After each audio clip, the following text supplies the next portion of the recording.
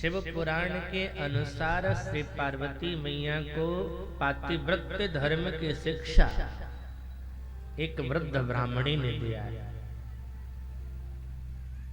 शिव पुराण के उस अध्याय को अगर हम देखें, पढ़ने योग्य है।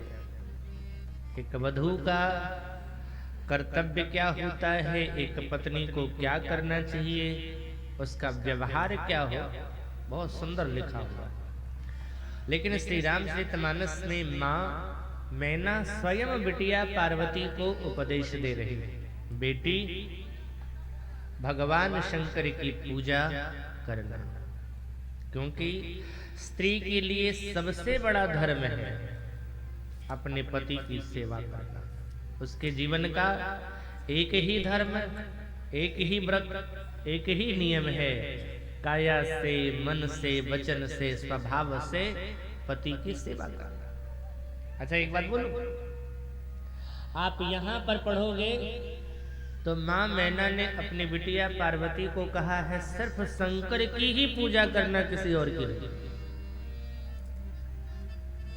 शंकर की ही सेवा करना। लेकिन मां सुनैना ने जो श्री सीता जी को उपदेश दिया है उसमें ये नहीं कहा है कि सिर्फ राम की पूजा करना।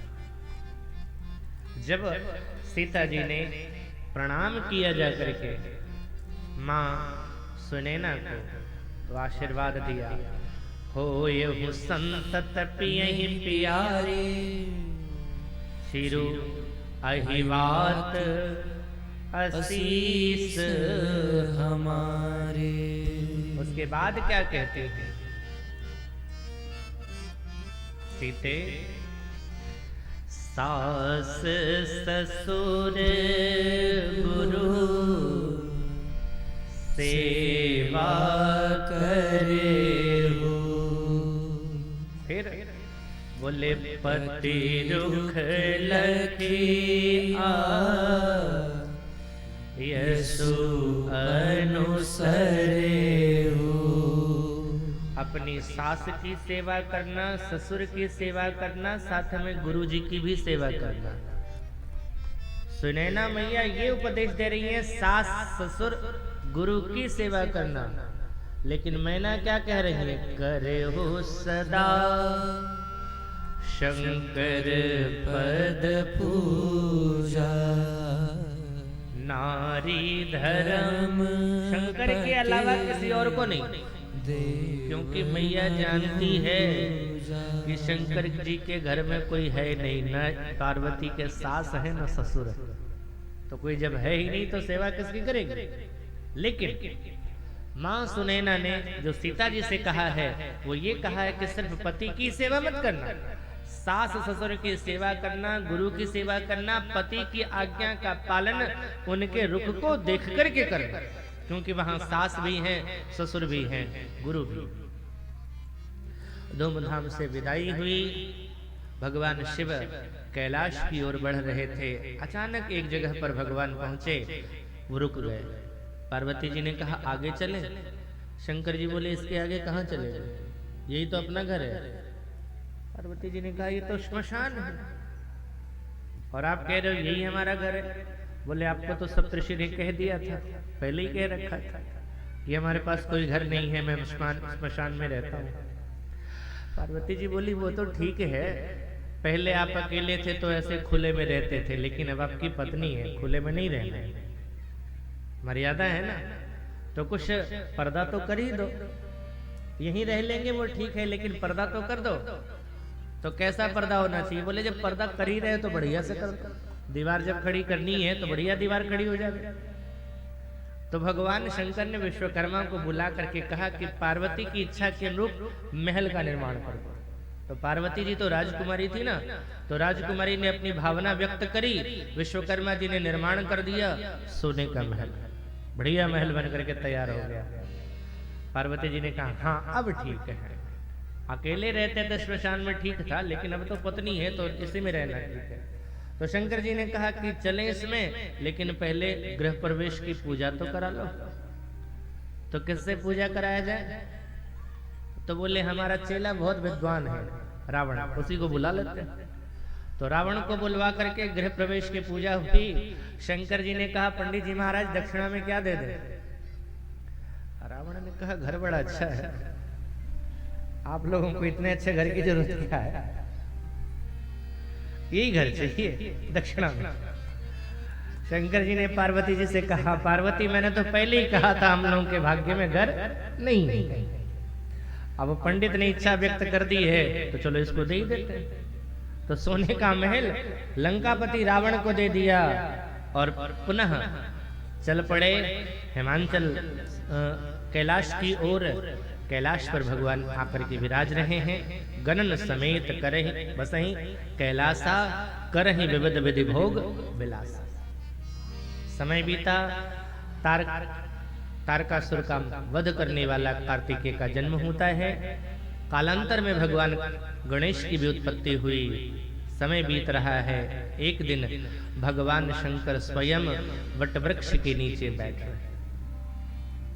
और जैसे बैठे निज कर दास नागरी पुछाला, बैठे सहज ही शंभु कृपाला। अच्छा, ये कथा प्रारंभ किस बात से हुई थी? अगर हम उस बात का चिंतन करें तो भरद्वाज जी महाराज ने याज्ञवल्क्य जी से प्रश्न क्या किया था?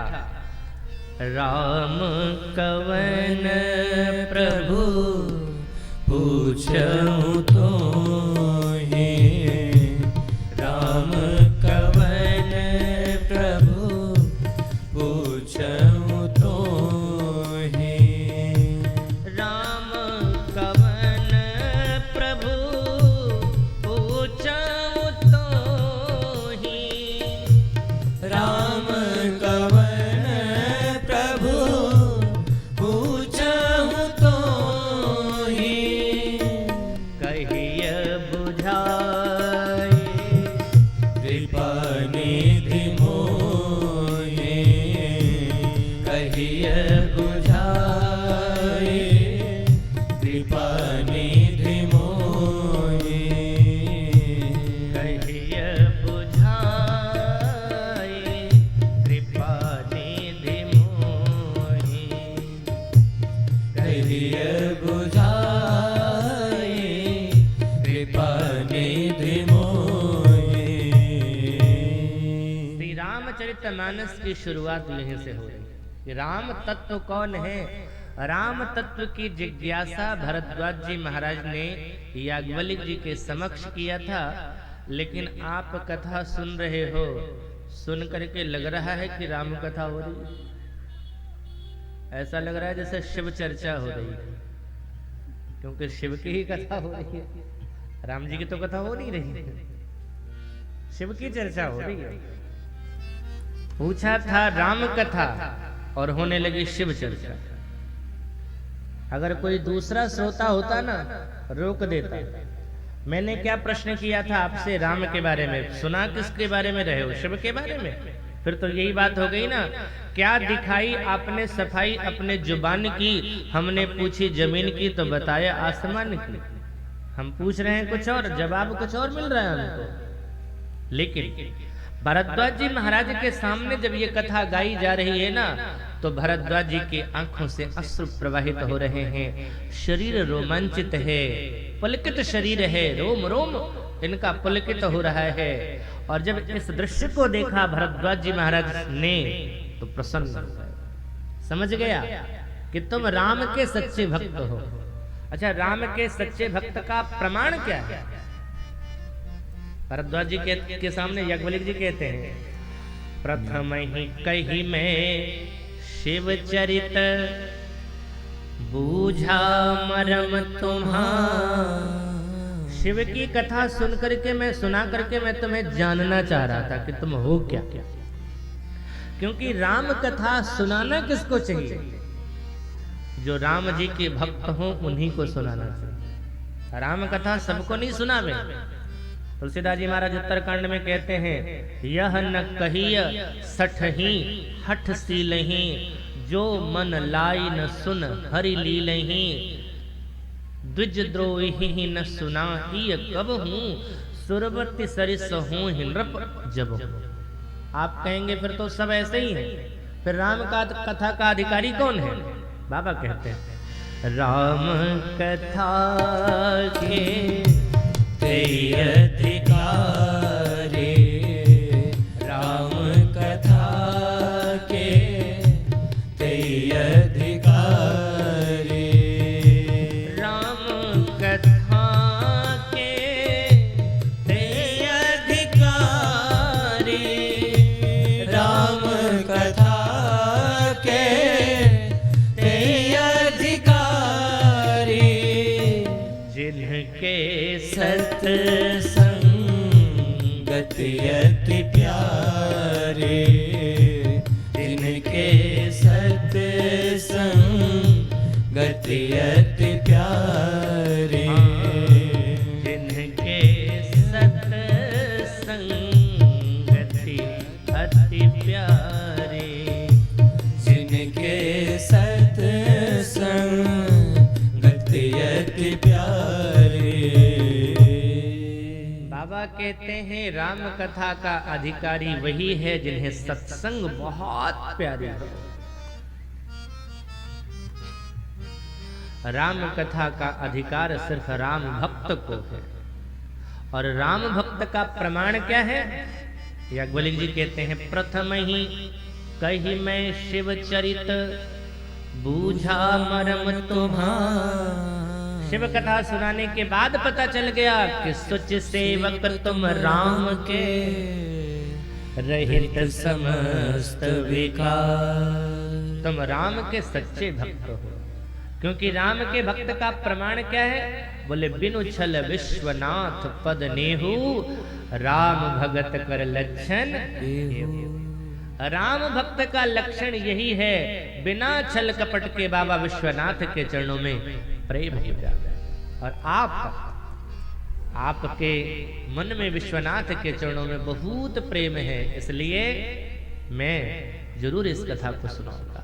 अब देखो भगवान शिव उस विशाल वट वृक्ष के नीचे जाते हैं, अपने हाथों से अपना आसन बिछाया और आसन जब बिछा करके बैठते हैं, माता पार्वती ने अवसर भल जाना। पार्वती भल अवसर जानी माने अच्छा जाना।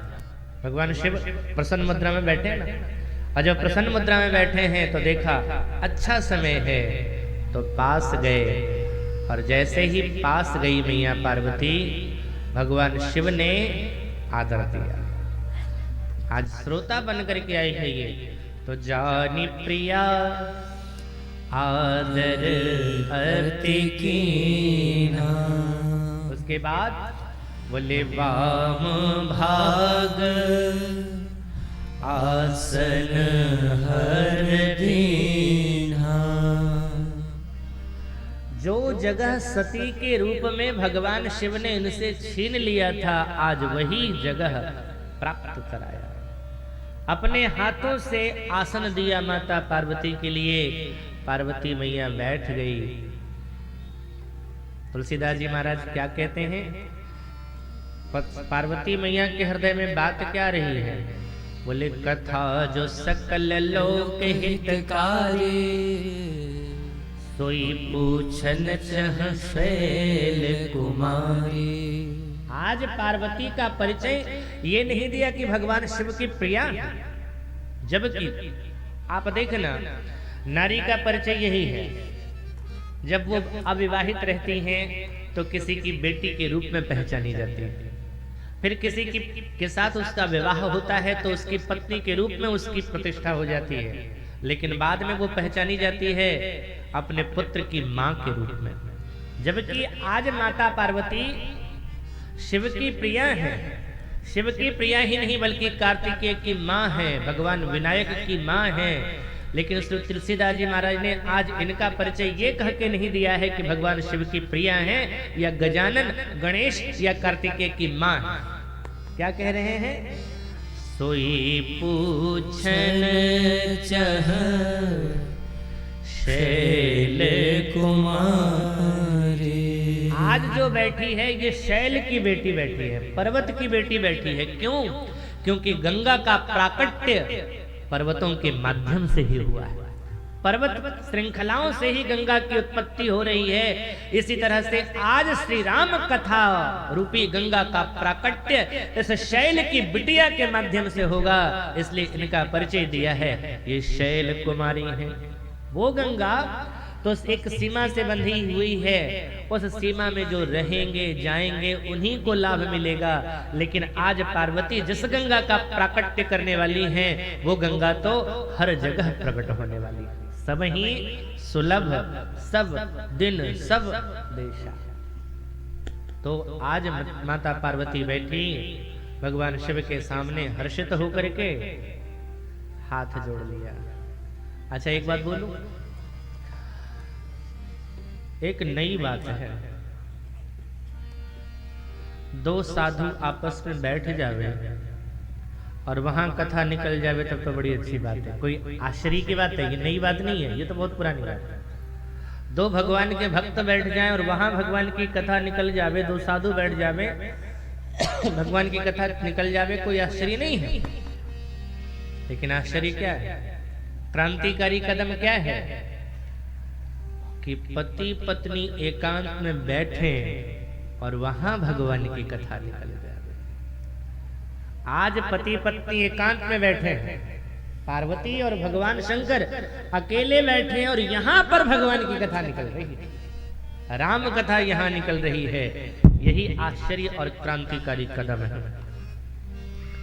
मैं सदैव इस बात का निवेदन करता रहता हूं कि आप सब अपने घर के वातावरण को इस तरह से बना करके रखो कि कोई भी आवे वहां पर तो लगे घर में नहीं बल्कि मंदिर में आए।